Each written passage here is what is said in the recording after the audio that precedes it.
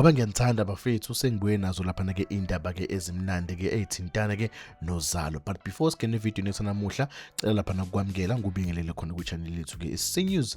If ufuna ukuhlezi updated ke indaba ke ezithintana ke noZalo ke nama teaser nakho konke, cela wenze sure ukuthi uyalike, uyasubscribe kule video yethu and usubscribe ku channel yethu. Well bafethu ke sesiyibonile inguquko ezincane ezenzakala kuZalo, sibona ke ama character amasha ke afika and ngiyazi ukuthi uyayibuza uyaphendula ukuthi ubani uzokwenzani, engabe kanjani, kuthini kanjani. Khuleka kule video ngizokuchazela ke konke okuzokwenzeka. So lapha ke uSimiso is one of the first to arrive, bringing a fresh and energetic vibe to Kwanjomane. He is confident, stylish and hard to ignore, but ke izinto ke isheshe ke zimjikele lapha ke yena ke uSimiso as ke he gets involved in a complicated situation lapha ke ubabekazi. What starts off as something light begins to shift and ipresence yakhe iqala ke affecta ke the balance around him. Well lapha ke uLadlamini ke simbonile ke ehlangana lapha ke uMbatha as usomabhizinisi wesifazane ke. So njengoba nibona ukuthi ke i-character yakhe noma i-debut yakhe isivezile ukuthi cha uzoba ke usomabhizinisi. She comes in a very different kind of energy. She's calm, focused, knows exactly what she wants. As soon as she arrives in KwaMashu, she catches lapha ke Mbatha's attention, but she is not someone who's easily impressed, and this creates an interesting dynamic between them, especially as Mbatha ke continues to push his charm. Well sibonile ke evikini lapha ke uMbatha ke ecela inamba yakhe lapha ke uLadlamini wangayithola, waphoxeka kwashuba, waze wafika nasekhaya waphoxa ke nomfazi endlini, indoda ishwebile la ngaphandle. Kanti ke okushuba nakho konke bafethu, athi ngishayile drum roll,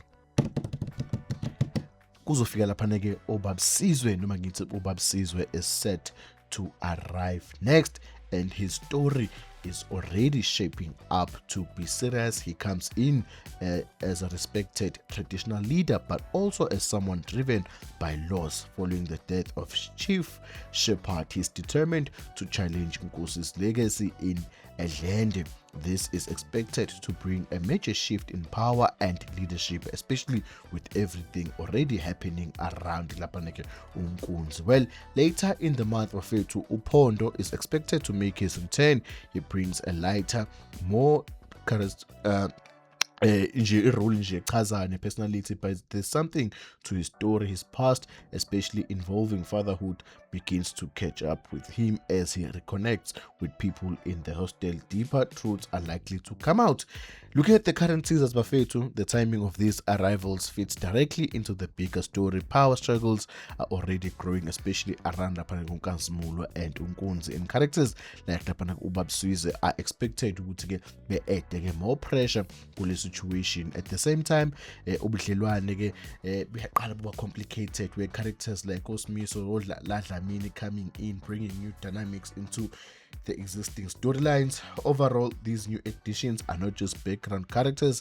Each one is being introduced at a time where the story is already tense, which means the impact is likely to be felt across multiple storylines. Well bafethu ke anilinde lapha ke into ezimnandi ke ithintana ke noZalo. Angakhohlwa ke ukusubscribe and click i notification bell kuyo ke ichannel yethu ke iSenews ukuze nizohlezi ni updated ngazo ke indaba ke zoZalo and ke indaba ke ejuicy njengalezi. So mina ke as a host wakho kuSenews sengiyaphuma, angikushike, uqhubeke ube nosuku oluhle ke mbukeli. Ngiyabonga.